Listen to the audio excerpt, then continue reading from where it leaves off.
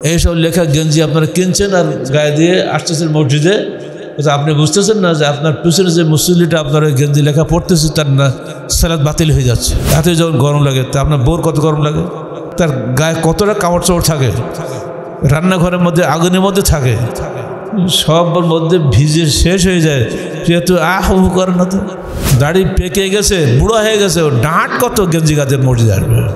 যত বুড়া তত ডাঁট বেশি, মানে ওর পয়সা বেশি, পয়সার গরমে চলতেছে।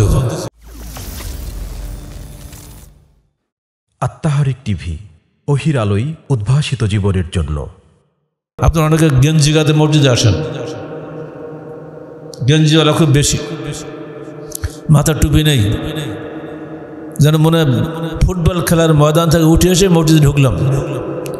ওঠার সময় দেখলাম একজন গেঞ্জির পিছনে মন্তাসা তজ্জে মন্তাসা ও তজল্লে মন্তাসা বিয়াদুল খায়র হাসানা কোরআনে আপনি কোরআনের আয়াত লিখেছেন, অনেকে ইংরেজি লেখা থাকে।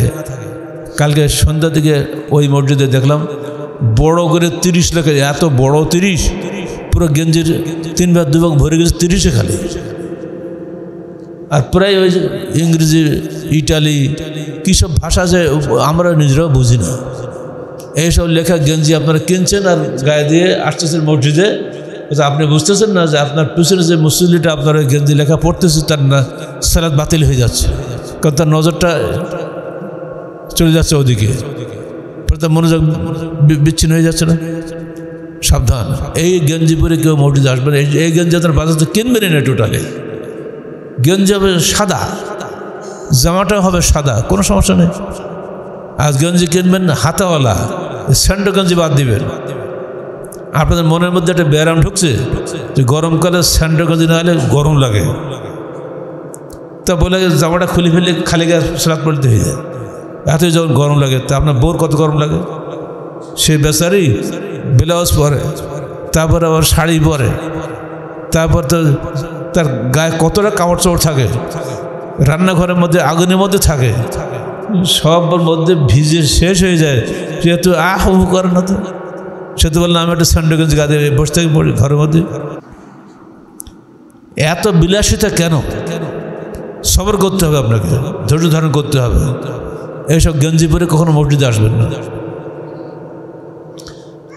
আর একটা চূড়ান্ত বেহায়াপন নামে দেখি, দাড়ি পেকে গেছে, বুড়া হয়ে গেছে, ও ডাঁট কত গেঞ্জি গাছের মসজিদে আসবে।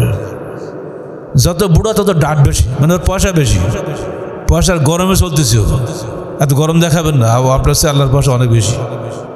ভদ্র পোশাক পরবেন, ভদ্রভাবে চলবেন, ভদ্রভাবে আল্লাহর সামনে মাথা অবনত করে দিবেন। মনে রাখবেন, এর মধ্যে দর্শনের সংঘাত আছে। আপনার দর্শন থাকবে আল্লাহর প্রতি আনুগত্য। আপনি মসজিদে ঢুকেছেন আল্লাহর কাছে আনুগত্য করার জন্য, আল্লাহর আনুগত্য শেখার জন্য। আপনি সালাত আদায় করবেন, মাথা নত করবেন আল্লাহর কাছে। এখানে এত অবাধ্যতা কেন?